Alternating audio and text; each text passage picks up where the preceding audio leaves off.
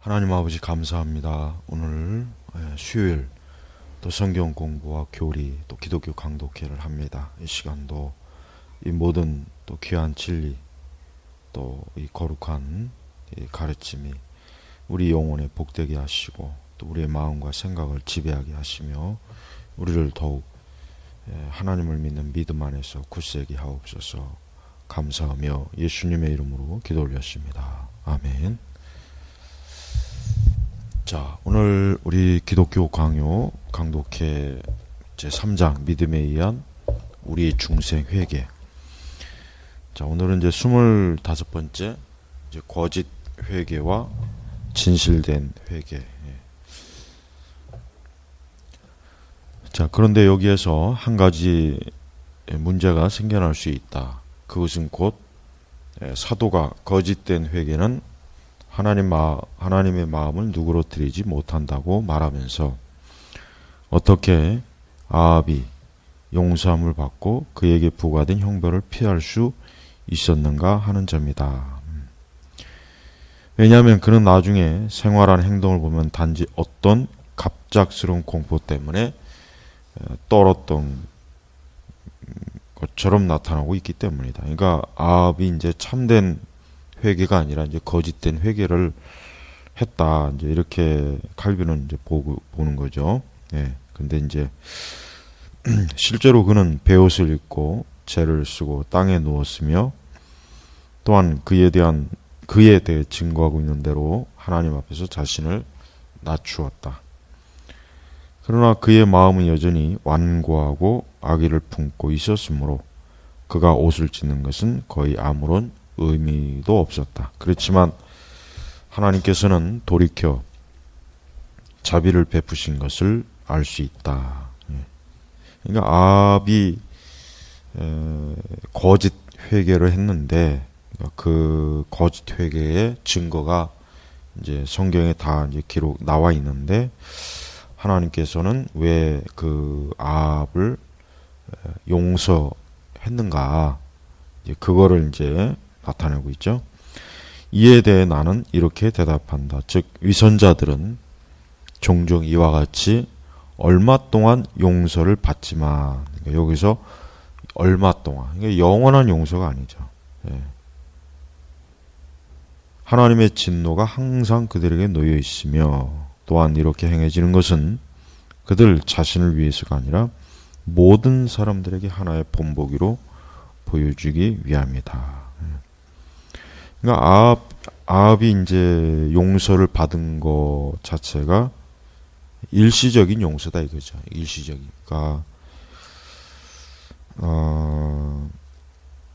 그러니까 아합은 궁극적으로 그가 멸망에서 건짐을 받는 용서는 받지 못한 거예요. 예, 그렇게 봐야 되는 겁니다. 예, 그가 참된 회개는 하지 않았고 결국은 뭐 여전히 하나님에 대한 반역적 그런 마음이 이제 가득한 상태에 있었기 때문에 아합에게 내려진 형벌은 어느 정도 완화되긴 했지만 그것은 다만 이 땅에 살아있는 동안 그것을 느끼지 못했다는 것 이외에 다른 어떤 유익이 그에게 있었는가. 그러므로 하나님의 저주는 비록 은밀하기는 했지만 그의 집에 확고히 자리를 잡았고 결국 그는 영원히 멸망당하고 말았다. 영원히.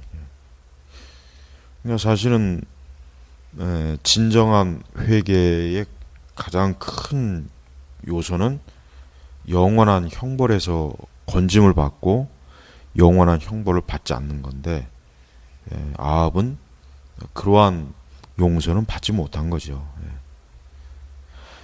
에서에게서도 동일한 사실을 찾아볼 수 있다. 즉 그는 축복을 거절당하긴 했지만 일시적인 축복이 그의 눈물 때문에 주어졌다. 그러나 하나님의 말씀에 비롯되는 영적인 기업은 형제들 중에 단 한 사람만 가질 수 있었기 때문에 에서가 간과하고 야곱이 선택을 받았을 때 에서는 상속권을 박탈당하고 하나님의 자비하심에서 제외되었다. 그러나 동물적 인간으로서 누리게 될 위로는 남아 있었다. 즉 땅의 기름짐과 하늘의 이슬로 기름지게 되리라는 것이다.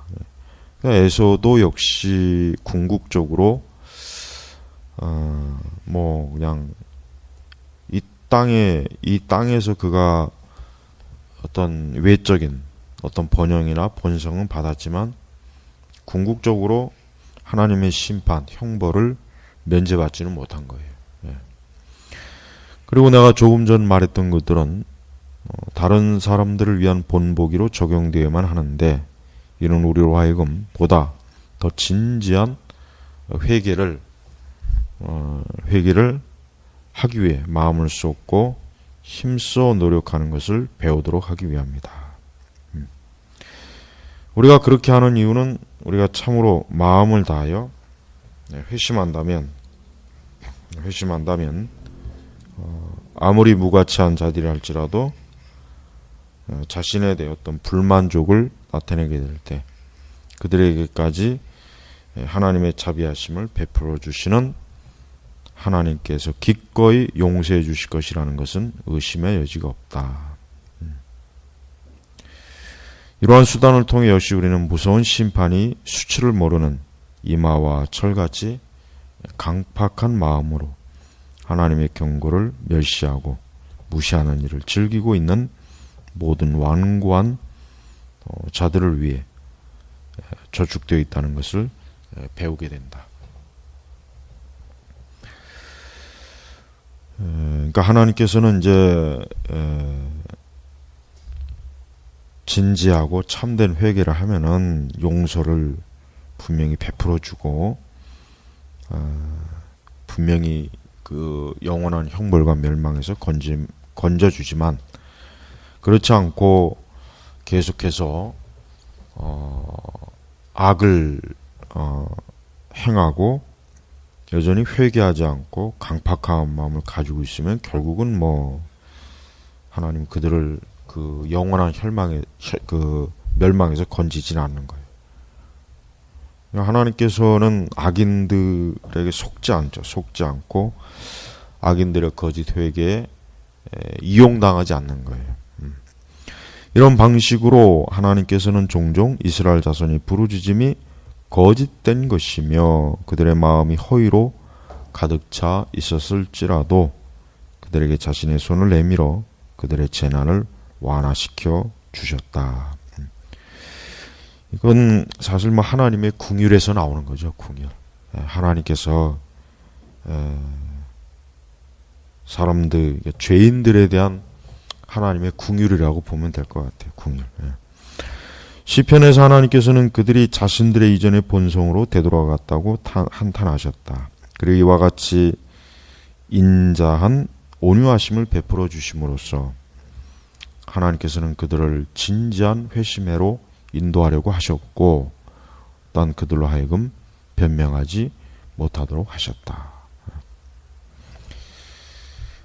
그렇지만 하나님은 잠시 동안 형벌을 중단하실 때 스스로 영구적인 법에 얽매이지 않으시며 오히려 종종 위선자들에 대해 더욱 엄격하게 다루시며 그 형벌을 배가하심으로써 그들의 거짓됨이 얼마나 자신을 불쾌하게 만들었는지를 나타내 보여주신다. 그러니까 잠깐의 하나님의 그 형벌, 재앙을 면제해 주시는 거지 궁극적인 면제는 아니라는 거예요. 그러니까 정말 회개할 때 아주 온전한 회개를 해야 된다. 지금 그거를 결국 얘기하는 거예요. 이제 칼빈은. 그러나 내가 이미 말했듯이 하나님께서는 자신이 용서해 주려는 준비가 되어 있으시다는 것을 몇 가지 신뢰를 통해 나타내 보여주시는데 그것에 의해 경건한 자는 자신의 삶을 고치도록 격려를 받게 되며 또한 완고하게 가시채를 발로 차는 자들의 교만이 더욱 엄격하게 정죄를 받게 된다. 자, 우리가 이제 계속해서 이제 이 3장 믿음에 의한 우리의 중생 회개 이 부분을 지금 이제 했습니다. 그래서 이제 4장으로 넘어갑니다. 4장. 4장으로 이제 넘어가면 스콜라 개변가들의 회개에 관한 논의들. 그것들은 복음의 순수성과 얼마나 거리가 먼가. 고해와 만족에 대한 논의. 예. 이 4장은 좀 약간 좀 이렇게 어려울 수 있습니다. 어려울 수 있는데 어떤 이 4장도 한번 잘 우리가 강독회를 천천히 해가면서 4장의 그 내용을 좀 파악하면 좋겠습니다. 그러니까 3장에서 이제 주로 이제 다루는 게 여기서 믿음에 의한 중생이고 또 회개 또 참된 용서 이런 것들을 이제 전반적으로 이제 다루고 있습니다. 그래서 우리는 회개와 용서에 대한 이런 부분들을 우리가 절대 소홀하게 여기지 말고 하나님 앞에서 우리가 온전하게 회개하고 참된 회개로 자기 자신을 하나님 앞에 진정한 헌신을 해야 된다는 거. 이거를 절대 잊지 말고 우리 회개가 어떤 회개인지를 늘 마음에 품기를 바랍니다. 자, 우리 다음에 요거는 이제 오늘 요거 마치고 다음에 이제 4장 스콜라 아까 개방가들이 회개하는 논의. 회개에 대해서 좀 더 칼빈은 더 굉장히 그 집요하게 요걸 파고듭니다. 그래서 이제 바른 회개가 아니면은 안 되니까 이제 그렇게 하는 거겠죠. 예. 자.